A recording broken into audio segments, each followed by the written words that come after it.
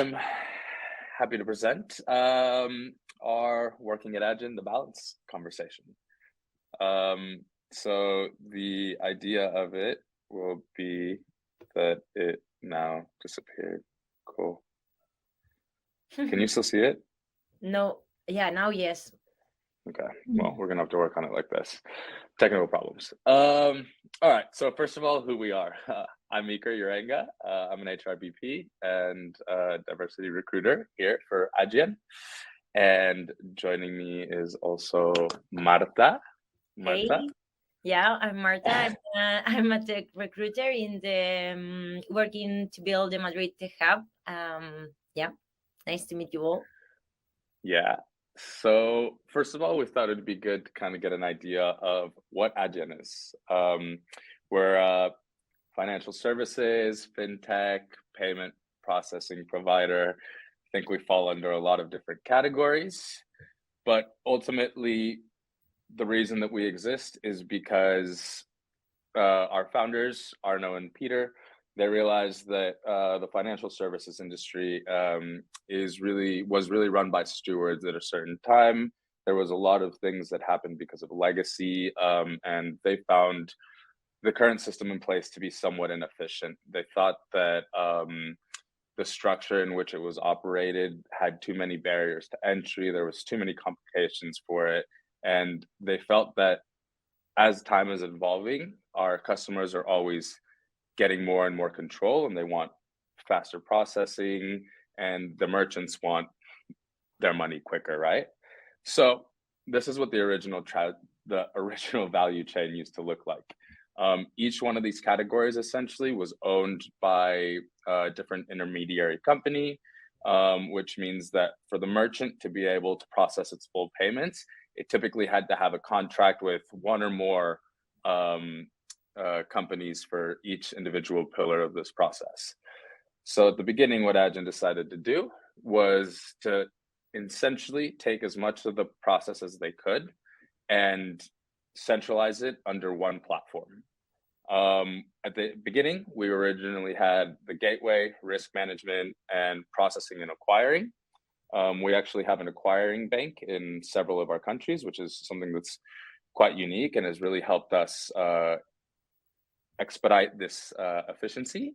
And recently, we also started to extend our value change model to also incorporate processing risk, issuing, KYC, printing, and authentication. What all of this means essentially is that now we can get our merchants their money faster. We can secure their payments and make sure that the money is actually coming from the right place. And we can make sure that nothing funny is happening with that money, right? We've seen many times how traditional banks have fallen into massive debt, or sorry, massive fines because their merchants were actually using things for anti-money laundering, embezzlement, things like this. And obviously that's not a good look. And we want to make sure that none of our merchants ever face that same problem. But we're also a tech company, right? And it's always really important for us to emphasize that it's even the way that our company is structured. We're 40% commercial, 40% tech, 20% staff. And tech is obviously essentially what is driving our progress and innovation. Some of the things that we do is obviously we get tons and tons of information from all the transactions that are being processed by our merchants. And in a secure fashion, we make sure that we gather as many insights for us to be able to really understand what are the things that our merchants need, what are the things that their clients are asking for, and how can we facilitate for all of this. We have, I want to say, 190 different payment methods 230 different payment methods in about 190 different countries. Which means that we localize our checkout to wherever our merchant is operating. We make sure that we have all the major payment options that they need to make sure that when their clients get to the checkout, that they can get everything processed as easily as possible. Of course, another really big motivation for us is to have a social and an environmental impact. In a lot of ways, it's quite easy for us, right? Because, we're tech and we don't produce that much waste personally, but of course, we want to go above and beyond that. Currently, one that's relevant is we have really great initiatives right now with UNCHR and some other people where we are essentially activating a feature on all of our POS terminals, as well as our e-merchant options, where people, when they check out, they can essentially just opt in to donate $1 to $5 to, for example, the Ukrainian initiative. And we've pledged to match them dollar for dollar in any donations that we acquire. Of course, that's just one of the many initiatives that we're taking. And one of the things that we really believe in is recognizing not only our merchants, but their clients, right? We really want to make sure that we establish loyalty with our merchants, but our merchants can establish loyalty with their customers as well. Here's a nice little spread of some of our merchants that we're more than fortunate to work with. As I'm sure you'll notice, it also extends to all different sectors. Let's say we have everything from makeup, what are they called, cafes, clothing stores, travel, restaurants, you name it. So who are we, right? Adyen, of course, is a service, but we're so much more than that, and the people that drive us come from all over. So we have over 2,500 employees, representing over 100 different nationalities. We work every month harder and harder to really grow our DEI initiatives. We really hope that in the future, it's always a work in progress, but we want to make sure that we're an accurate representation of the places that we operate in. So, what's the common thread? Of course, one of the biggest kind of mottos that we live by here at Adyen is taking the unobvious approach, right? We really like to think differently. We really don't like to see the way things are done as the way things need to be done. We are very much of a culture that we believe in challenging anyone and anything when we believe that there's sufficient reason to. And we also think that sometimes those challenges might be wrong, but we appreciate them nonetheless, because even if they're wrong, it'll still help emphasize the reason that we should keep doing the things that we are doing. And it all goes back to our Adyen formula. We're very, very proud of this formula. If you haven't heard or seen about it, it's really great and it's really interesting. And I've had the opportunity to work in a lot of different companies, and they all obviously have their core values and beliefs. But I will say this is one of the first companies that both internally and externally, we really operate according to these 8 different points. So the first one obviously is we build to benefit all of our merchants, not just one. We don't think that just because Uber or Spotify tells us that they really need this one functionality or one feature, we should invest all of our energy just to accommodate for them. We always like to take a step back and say, okay, they are a big client, but we have so many other people that need our help as well. So when we come and think about a new product that we're going to provide, we really assess how much impact does it have across the board, not just for this one specific person. Next is, we make good choices and build an ethical business and drive sustainable growth for our merchants. Exactly on the same note, when there's a lot of money being thrown around and a lot of things, sometimes it's easier to kind of look away from some obvious downsides in the hope that, you can increase profit, any of these sorts of things, but we don't believe that it's sustainable. We think that in order to grow sustainably, you really always have to go back to, your ethics and your morals and make sure that your decisions are being driven by those. Next one is that we launch fast and iterate, and this is so much of our, startup scale up culture. We really believe that if you take the time to perfect anything, then it's going to slow down the entire process, and your merchants aren't going to be happy because they're not going to see what you're doing for them behind the scenes. We believe that it's better to get a good enough model out there, really push it through, and then listen to the feedback of our merchants, right? And listen to the feedback of our employees and see what is it that you find that is flawing? How can we fix it? Who do we need to get involved? We'll fix it and we try again. One of my personal favorites is winning is more important than ego. So we work as a team across cultures and time zones. And as I'm sure y'all are familiar, every single culture has a different way of working. And we realize that ours doesn't necessarily have to be the best. And if we don't put our ego aside, then we're never going to be able to reach conclusions. So it's good to be confident, and it's good to really stand behind what you believe in this company. But you also have to be careful and make sure that you're being considerate of everybody else that's in the room. We don't hide behind emails. Instead, we pick up the phone. I think that's pretty self-explanatory. We, don't like to waste time. We're a fast-paced environment. So if you ever need something, it's always beneficial just to pick up the phone and call. We are a Dutch company as well. And if you're not familiar with the Dutch, this bullet point really resonates with the culture, and it's talking straight without being rude, right? It's funny because when it goes back to the culture, it can mean a lot of different things in a lot of different countries. But what we're really getting at is there's no need to beat around the bush or be indirect about your intentions or what it is that you really need from somebody. We would rather just be much more upfront without obviously offending or overstepping any boundaries, but making sure that our communication is clear and as concise as possible.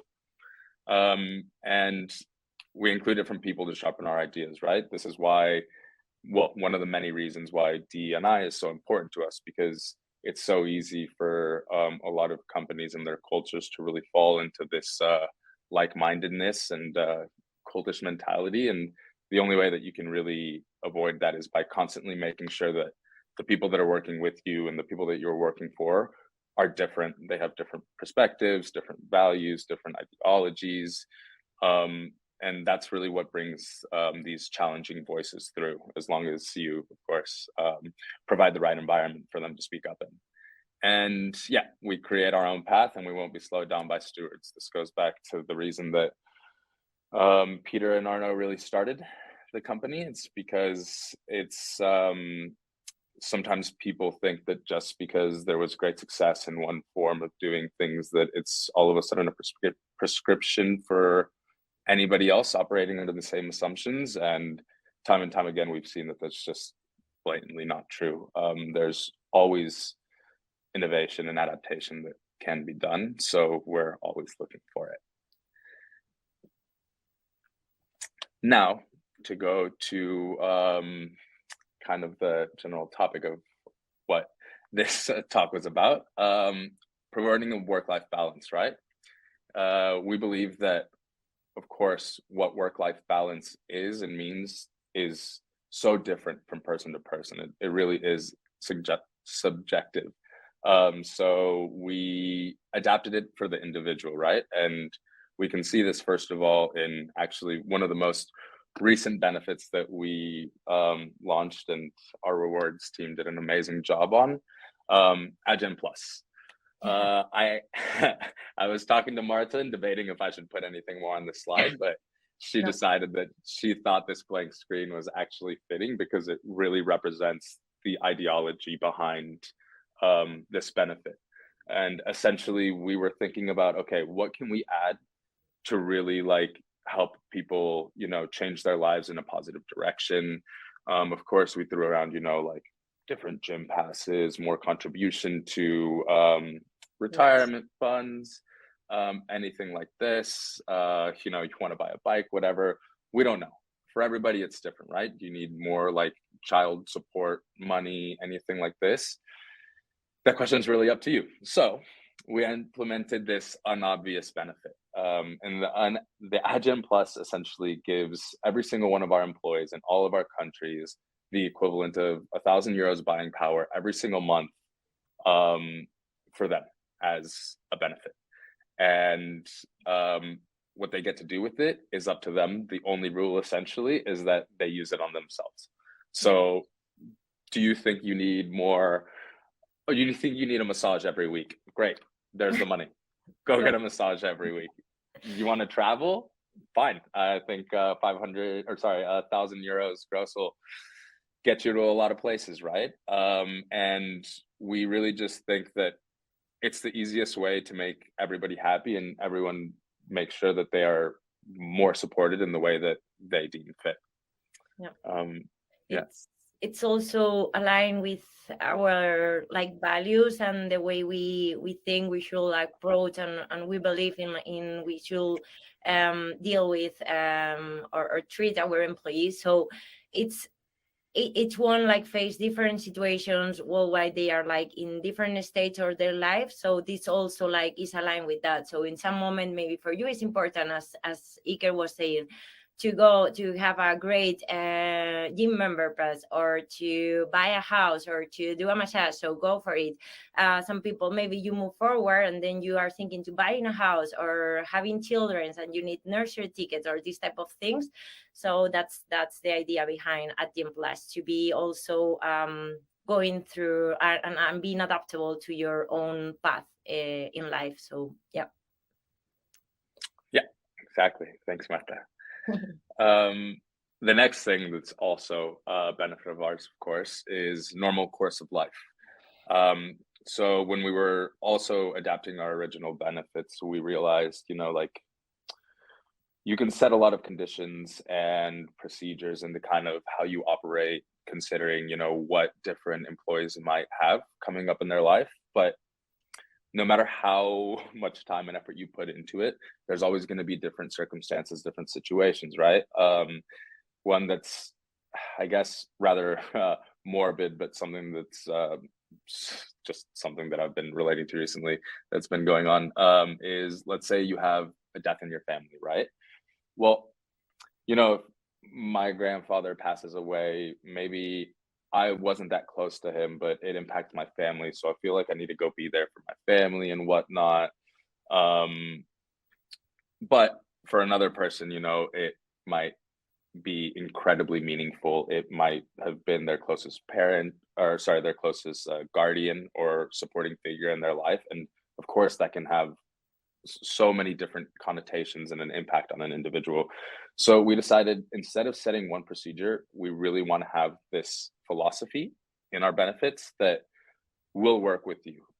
Instead of saying beforehand, oh, this is your problem and this is the solution that we're going to give you, we would rather sit down with you and say, okay, what do you need? What does this mean? Do you need to go home and work from home for a month? Do you need help with money because your family maybe can't afford funeral arrangements? Like, do you just need a distraction from that? Like, we don't know, right? And we really want to leave it up in the hands of the individual, and we will constantly work together with them, because life isn't in a linear path and things come up that you could never expect. And we want to be there for every single one of our employees and adapt to whatever it is that they need in those hard times. And well-being. None of you all would obviously know this, but I also study clinical psychology, and mental well-being is actually something that's really important to me. And as I'm sure y'all are aware, it's something that, anybody in, well, most people in most corporations struggle with. And over the past couple of years, we've really invested a lot in finding ways to support people in kind of, different stages of their life, whether it's physical or mental. And yeah, so we've established kind of these essential 6 different options or support procedures, I guess you would call them. And we're still continuing to adapt. But one is a well-being assessment. We have it readily available for all employees. We don't make anybody do it, but we always encourage them to do it, as often as they feel needed, to kind of understand where they're at in life, where the frustrations might be coming from. And to support that, we also partner regionally with different psychologists and therapists, and make sure that there's always somebody on call if things were to, like, well, actually, if they were to escalate or if it is something preemptive, then we'll make sure that you're getting the professional support that you need. And we also think that, community and connectedness is an incredibly important part of not only like your work satisfaction, but your life satisfaction and, feeling like you have other people to turn to. And we have tons of different initiatives to help all of our employees stay connected internationally. Oops, sorry. Um, it can extend from coffee chats with, somebody from one of our offices in Brazil, who I actually do quite often with because she's one of my buddies. And we speak, and of course, we have different perspectives. And there's also kind of this like natural distance that really allows you to open up with people. But there's also community building things, right? Of course, hosting events and whatnot. For people that feel that they need additional support, we'll always assign them a well-being buddy. And this is somebody that typically gets a little bit more support and training in how to help people in their times of need. And of course, they're not necessarily professionals, but they do spend a little bit of their time kind of dedicating their free time and figuring out how that they can help, the individual person that they may be partnered with, whether it's just listening to them talk or helping them get out more. They're the people that the employee always knows that they can turn to.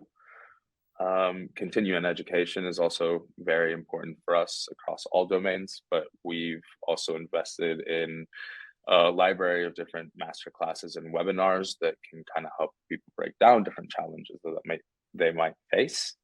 And one that actually just happened last week.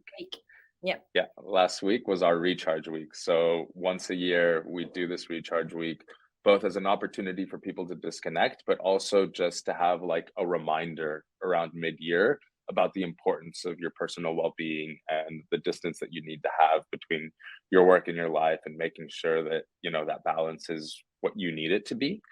And during this week, we set up introduction calls to these psychological support platforms that we have. We do breathing exercises. We set up row cycle, spin cycle. I don't know, soul cycle. I don't even remember what they call them in all the different countries. But we we provide different exercise opportunities. We had some at this old church where people were basically running around and dancing and singing and doing all kinds of crazy stuff. We really encourage teams to take on, team events that have nothing to do with work. Go sit in the park and barbecue. I don't know, we're in Amsterdam, so people take the boats out and, spend a couple hours just disconnecting and also connecting. But yeah, so those are some of the things that we do for mental health. And these are also the type of people that we hope we can attract into our company, right? We want people that see the value in this and understand that, of course, compensation and, being able to provide for yourself or your family is super important, but also being able to, keep a positive mindset and to be satisfied in what you're doing and feel supported in every step of the way is just as important. And we've essentially designed our culture and, our recruitment process and everything to hopefully find the people that understand this value and really align with it. We're always looking for people who match our formula. And it really is a pretty awesome place to work. So if y'all are interested at all, please reach out to me or Martha. Yep. Okay. Cool. I think we have still a few minutes left in case someone have any question or want to talk about anything particular.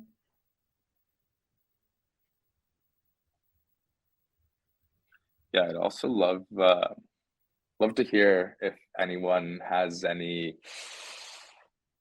things that they feel like have been missing from their work environment that would be nice to be supported in, because obviously I'm always very active in wanting to keep growing these benefits and, making sure that all of our employees are fully supported and included.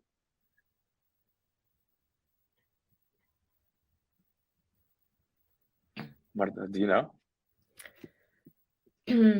Nope, not to be honest. See, I can answer this one. So we are very, because of our strong culture, we I are mean, very. sorry, Iker, it's because I'm not getting the questions. Someone has something because I'm not getting it. So sorry. Okay. It's okay. It's all good. I got this. Sihame. I know I'm not pronouncing that right. But there are some opportunities, but they're very limited because, as I was saying, our culture is very strong and we really value it. So we like to position ourselves as an office-centric company, but we also understand that times have changed. So we do still run a hybrid model where there's no real strict guidelines in what needs to be done and what doesn't organization wide. Each team kind of has different initiatives, but yeah, we go for more for the flex model.